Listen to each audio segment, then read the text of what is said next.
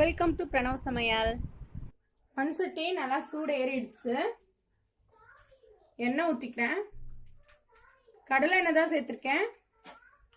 இப்போ கடுகு, சீரகம், வெந்தயம் மூணுத்தையும் சேர்த்துக்கிறேன். நல்லா வெடிக்கட்டும். வெந்தயம் கருகிடக்கூடாது. வெந்தயம் கலர் சேஞ்ச் ஆனா போதும். காஞ்ச மிளகாய், பூண்டு,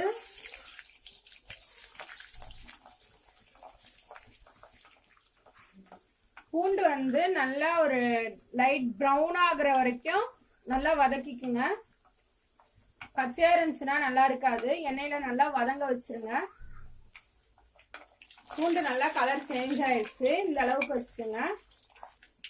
பச்சை மிளகாவும் கருவேப்பிலையும் போட்டுக்கலாம். சின்ன வெங்காயம், சின்ன வெங்காயத்தை கட் பண்ணி சேர்த்துக்கோங்க.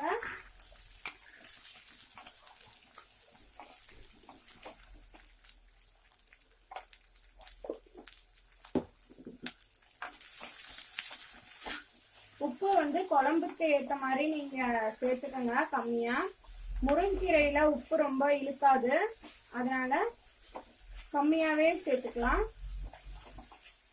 தேங்காவை நல்லா பேஸ்டா அரைச்சு வச்சுக்கலாம். வெங்காயம் நல்லா வதங்கிடுச்சு.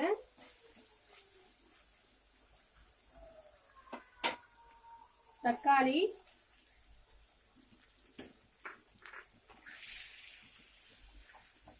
தக்காளி நல்லா வேகணும்.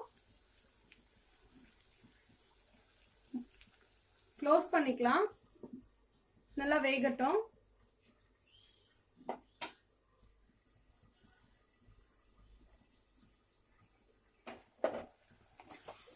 தக்காளி நல்லா மசிஞ்சுட்டேன். குழம்பு தூள் சேர்த்துக்கிறேன். உங்க காரத்துக்கு ஏத்த மாதிரி நீங்க சேர்த்துக்கலாம். நான் 2.25 ஸ்பூன் சேர்த்துருக்கேன்.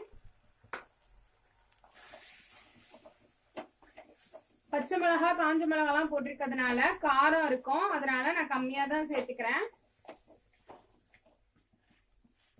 தூள் நல்லா வதங்கினதும் தேங்காவை சேர்த்துக்கலாம். தேங்காய் பேஸ்ட், தேங்காய் பேஸ்ட் போட்டு நல்லா வதக்கிக்கலாம்.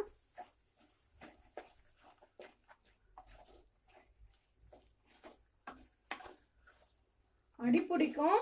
சிம்ல வச்சு நல்லா கிளறிக்குங்க. தேவையான அளவு தண்ணி ஊத்திக்கலாம். எவ்வளவு குழம்பு வேணுமோ அந்த அளவுக்கு தண்ணி சேர்த்துக்கோங்க. ஒரு கொதி வர அளவுக்கு நல்லா கொதிக்க வச்சுக்கலாம். க்ளோஸ் பண்ணிடுங்க.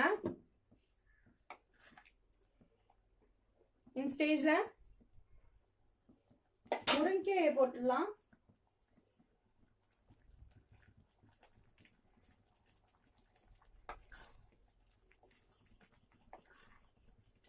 முருங்கீரையை போட்டு முருங்கீரை வேகிற அளவுக்கு மூடி வச்சிடலாம். சிம்மிலே வச்சிருங்க. தேங்காய்ன்றதுனால வந்து அடி பிடிக்கும்.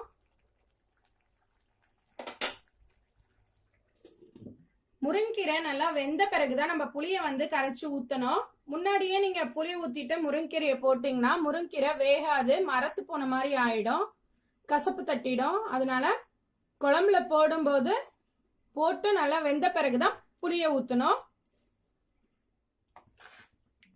எவ்வளவு தண்ணி வேணுமோ இந்த டைம்ல தண்ணி வந்து சேர்த்துட்டு இன்னும் ஒரு 2 நிமிஷம் நல்லா கொதிக்க வச்சிடலாம்.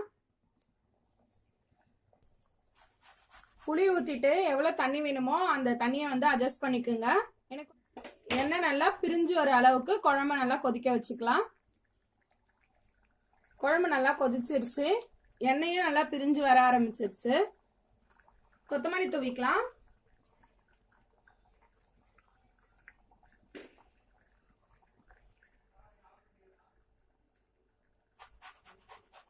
குழம்பு ரெடி ஆயிடுச்சு. நீங்களும் வீட்டில் வந்து முருங்கீரை குழம்பா ட்ரை பண்ணி பார்த்துட்டு எப்படி இருந்துச்சுன்னு கமெண்ட்ல எனக்கு சொல்லுங்க. என்னோட சேனல் பிரணவ் சமையல் ஃபர்ஸ்ட் டைமா பார்க்குறீங்க அப்படின்னா என்னோட சேனலை சப்ஸ்கிரைப் பண்ணிக்கோங்க. பாய்.